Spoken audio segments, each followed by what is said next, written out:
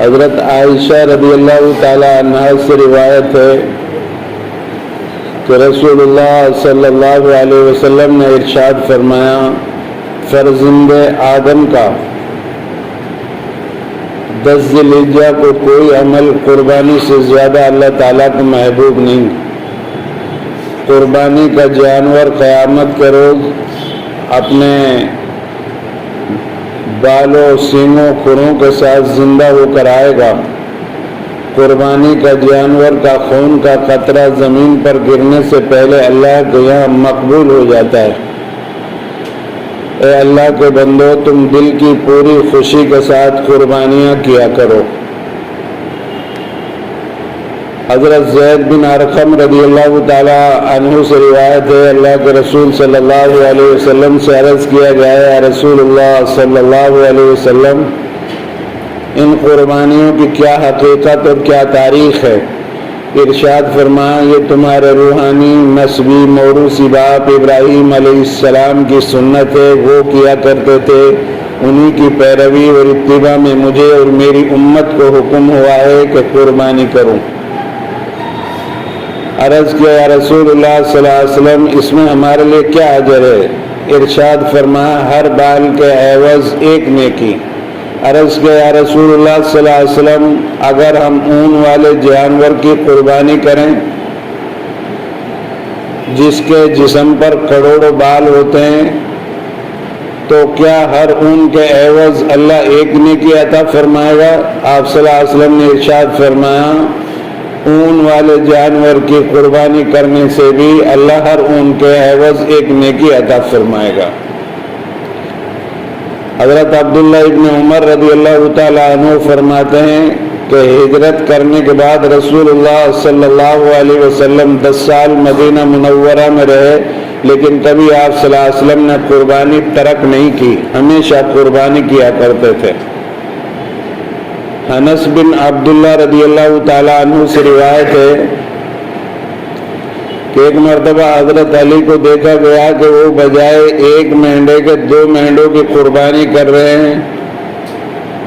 پوچھا، آپ بجائے 1 کے 2 کر رہے ہیں؟ انہوں نے، حضرت علی نے فرمایا کہ میں 1 اپنی طرف سے کر رہا ہوں، 1 اللہ کے رسول صلی اللہ علیہ وسلم نے مجھے حکم دیا تھا کہ میری طرف سے کیا کرو، تو میں 1 آپ کی طرف سے کر رہا ہوں۔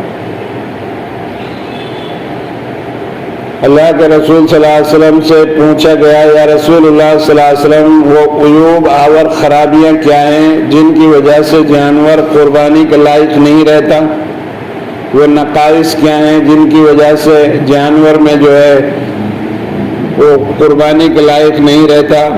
تو آپ صلی اللہ علیہ وسلم نے ہاتھ کی انگلیاں اٹھائی 4 اور ارشاد فرمایا، 4 خرابیاں ہیں، اگر کسی جانور کے اندر وہ پائی جائیں تو یہ جانور قربانی کے لائق نہیں رہتا۔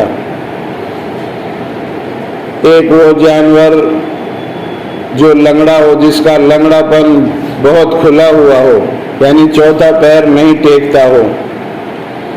ایک وہ جانور جس کی 1 آنکھ خراب ہو گئی ہو اور وہ خرابی بالکل نمایاں ہو۔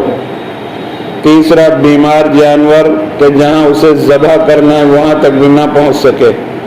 چوتھا اتنا مریل اور دبلا پتلا جانور جس کی ہڈیوں میں بالکل گودا نہ رہا ہو۔ یہ جانور اللہ کے لیے قربان کرنا درست نہیں ہے۔ اللہ کے رسول صلی اللہ علیہ وسلم نے ارشاد فرمایا، کان کٹا، سینگ ٹوٹا، لنگڑا لولا، مریل دبلا پتلا جانور قربانی کرنے سے منع فرمایا۔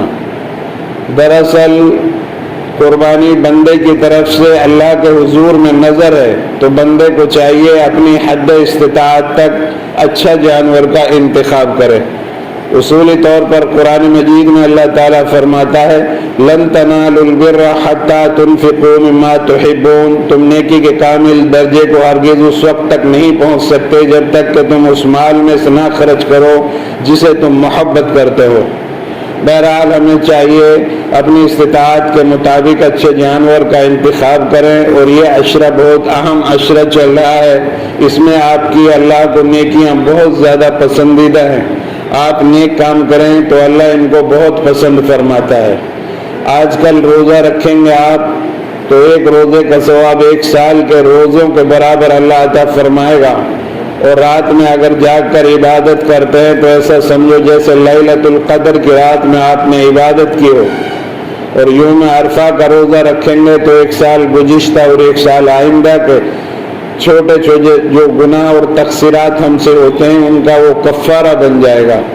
بہرحال ہم جو ہے گناہوں سے اجتناب کریں، پرہیز کریں۔ یہ حج کے ایام چل رہے ہیں اور ہم جو ہے نیکیاں زیادہ سے زیادہ کریں، توبہ اور استغفار کریں، قرآن مجید کی تلاوت کریں، اللہ سے معافی تلافی کریں۔